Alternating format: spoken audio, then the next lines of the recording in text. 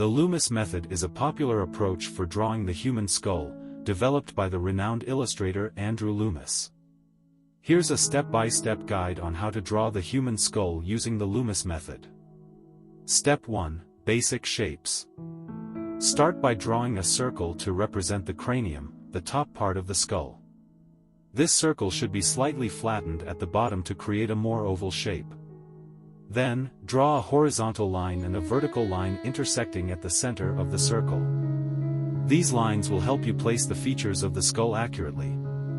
Step 2. Constructing the jaw.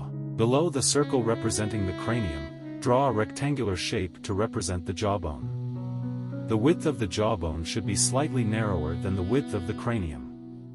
The height of the jawbone can vary depending on the angle you're drawing the skull from. Step 3. Adding facial features. Divide the circle representing the cranium into 4 equal parts using horizontal lines. These lines will help you place the eyes, nose, and mouth accurately.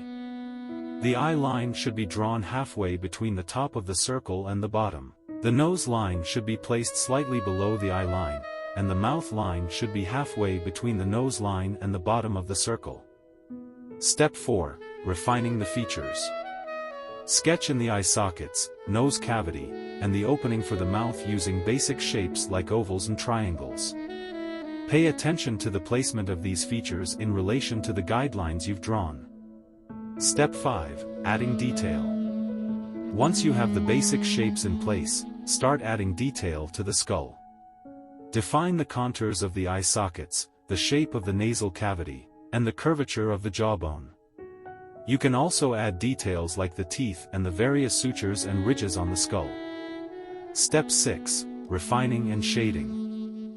Refine your drawing by adding more detail and cleaning up any rough lines. Pay attention to the proportions and make any necessary adjustments. Finally, add shading to give your drawing depth and dimension.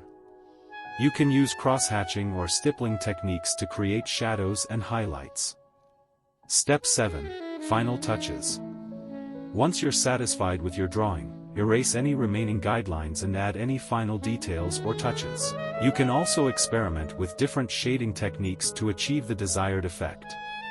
Remember to practice regularly and study the anatomy of the skull to improve your drawing skills over time.